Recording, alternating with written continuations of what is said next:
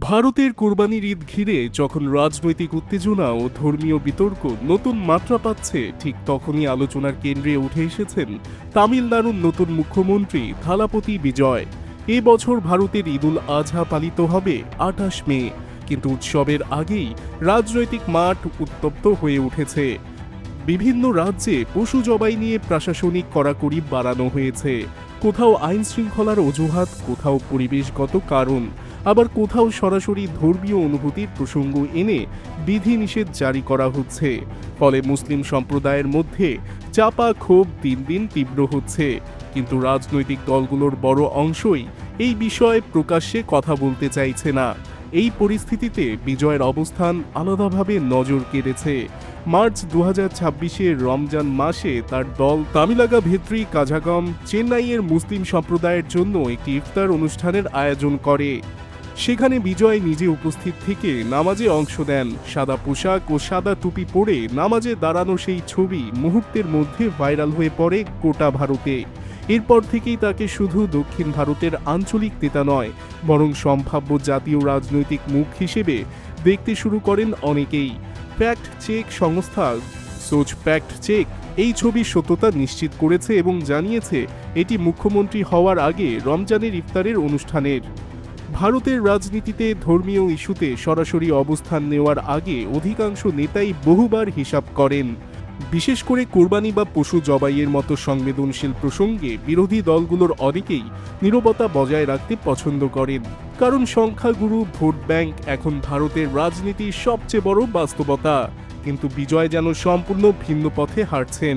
তামিলনাড়ুতে বিজেপির সাংগঠনিক শক্তি তুলনামূলক দুর্বল হওয়ায় তিনি এই ধরনের অবস্থান নিতে তুলনামূলক কম রাজনৈতিক ঝুঁকি নিচ্ছেন বলে মনে করছেন বিশ্লেষকরা। রাজনৈতিক বিশ্লেষকদের মতে বিজয়ের এই সংহতির বার্তা কয়েকটি স্তরে গুরুত্বপূর্ণ। প্রথমত, তামিলনাড়ুতে তার জনপ্রিয়তা আগেই প্রমাণিত, কিন্তু জাতীয় পর্যায়ে নিজেকে প্রতিষ্ঠিত করতে হলে এমন ইস্যুতে অবস্থান নিতে হবে যা সারা দেশের মানুষের দৃষ্টি আকর্ষণ করবে। সংখ্যালঘু সম্প্রদায়ের পাশে দাঁড়ানোর এই অবস্থান ভারত জুড়ে তাকে একটি নির্ভরযোগ্য রাজনৈতিক মুখ হিসেবে তুলে ধরতে পারে। দ্বিতীয়ত, বিরোধী রাজনীতিতে বর্তমানে যে শূন্যতা তৈরি হয়েছে সেটিও এখানে প্রাসঙ্গিক। কংগ্রেস সহ অধিকাংশ বিরোধী দল সরাসরি ধর্মীয় ইস্যুতে আক্রমণাত্মক অবস্থান নিতে দ্বিধায় ভোগে, কিন্তু বিজয়ের রাজনৈতিক সমীকরণ আলাদা। দক্ষিণ ভারতের রাজনীতিতে সামাজিক ন্যায়, আঞ্চলিক পরিচয় এবং সাংস্কৃতিক স্বাতন্ত্র্যের প্রশ্ন দীর্ঘদিন ধরেই গুরুত্বপূর্ণ।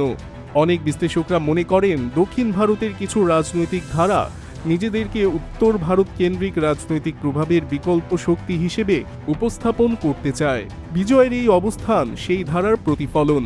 আন্তর্জাতিক মানবাধিকার সংস্থাগুলো সাম্প্রতিক বছরগুলোতে ভারতের ধর্মীয় স্বাধীনতা ও সংখ্যালঘু অধিকার নিয়ে উদ্বেগ প্রকাশ করেছে। এই প্রেক্ষাপটে একজন ধর্মীয় রাজনৈতিক ব্যক্তিত্বের এমন অবস্থান স্বাভাবিকভাবেই দেশীয় ও আন্তর্জাতিক উভয় মহলে আলোচনার জন্ম দিয়েছে।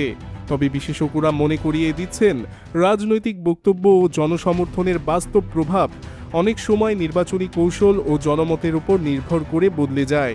বিজয় ভবিষ্যতে এই অবস্থানকে ধারাবাহিক রাজনৈতিক কর্মসূচিতে রূপ দেন কিনা, নাকি এটি একটি নির্দিষ্ট ইস্যুকেন্দ্রিক বক্তব্য হিসেবেই সীমাবদ্ধ থাকে, সেটাই এখন দেখার বিষয়। সব মিলিয়ে কোরবানির ঈদকে সামনে রেখে বিজয়ের এই সংহতির বার্তা শুধু একটি ধর্মীয় বা সাংস্কৃতিক বিতর্ক নয়, বরং ভারতের বর্তমান রাজনৈতিক বাস্তবতা, কেন্দ্র রাজ্য সম্পর্ক এবং মানবাধিকারের প্রশ্ন নিয়ে চলমান বৃহত্তর আলোচনারও অংশ হয়ে উঠছে।